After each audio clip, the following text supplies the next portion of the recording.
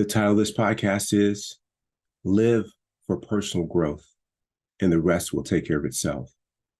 Has been the case for me for sure. When I made my objective around me achieving something, getting something, whether it's in the form of grades on an exam, it was based on my physical, being able to do something physically in terms of exercise, getting a raise, getting a promotion at work, getting a job that I desired, having a specific kind of relationship, titles and accolades. When I made it about that, the first time that, first of all, it was stressful the whole way trying to achieve it. Nothing short of perfection on my part was required, which is impossible. Additionally, which we can call suffering. Additionally, I needed people in life to line up a certain way for me to achieve those things, which were all outside of my control, which caused more suffering. When I made it about those things, that it was all about the outcome.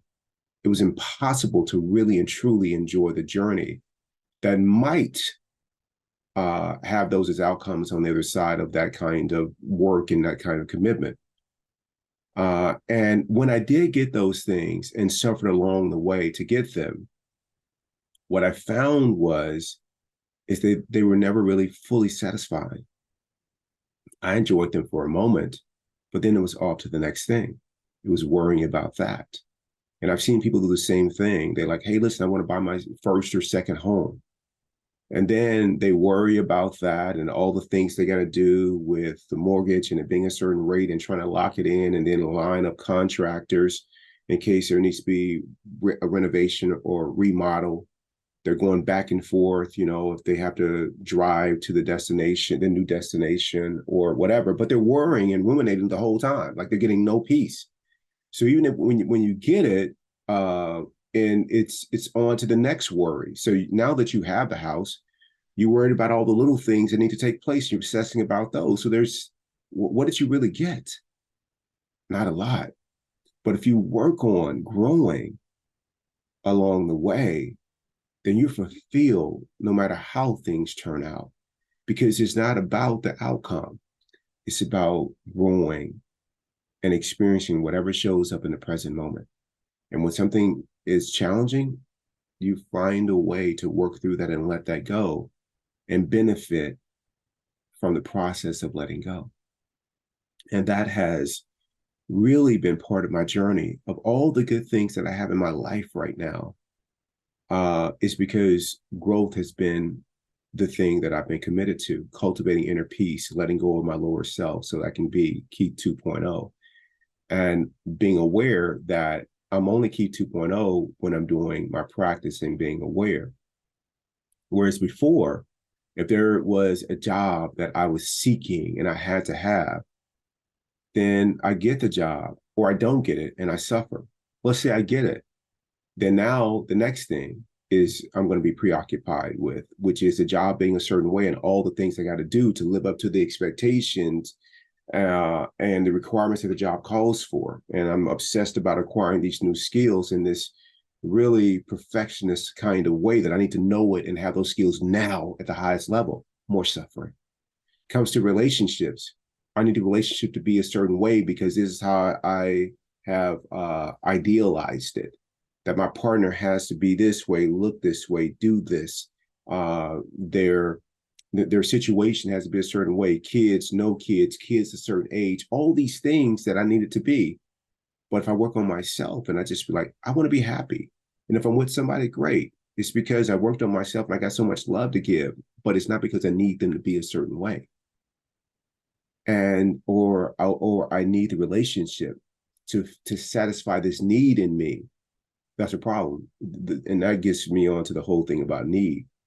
I don't want to need anybody and I don't want anyone needing me. I want you to be whole and complete. You want me, and whatever relationship or human connection that is, whether it's a work colleague, whether it's a friendship, it's with family members, or it's with a significant other, you want me not to need you too, because I've worked on myself enough that I don't need you to feel some hole that's inside of me.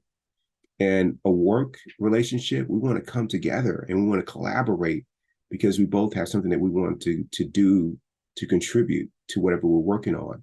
In friendships, we want to create this psychological safety to where there is vulnerability is appreciated and encouraged, and there's no judgment when we share and we help each other and support each other through whatever we're going through. And family, again, an incredible place to practice unconditional love. People say, well, we're family, we got to be together. That doesn't mean you love unconditionally, because the minute that your loved one does something that you don't like, whether it's an in-law or a sibling or a parent, you can't handle it. They become an enemy. Just like that, they become the problem. But it's not about that. It's about you using those relationships as an opportunity to grow, to work on yourself. That's the goal, not your family member being a certain way. They talk politics and they talk about politics in a way that is, you know, that is disturbing and frustrating and irritating. Your practice is to maybe have a conversation with them and invite them to help create a different experience. If they choose not to because they can't help themselves, then your work becomes being able to keep an open heart and accept that when you do see them. And that's all they talk about. That's okay too. That's your growth. Because if you make it about them being a certain way, then every time you're around them, you're having a miserable time when you could put the focus on you. And if you see it as a spiritual experience and you're getting those reps in, you're grateful for the reps. And then when it comes to relationships, same thing there. Every moment, everything that happens that you feel bothered by is an opportunity for you to work on yourself.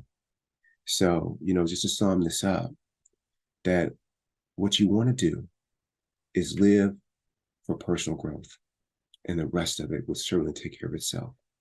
You will be fulfilled in any relationship with a significant other you get into. You have the privilege of being a part of. You will love your family unconditionally, regardless of what they say and do.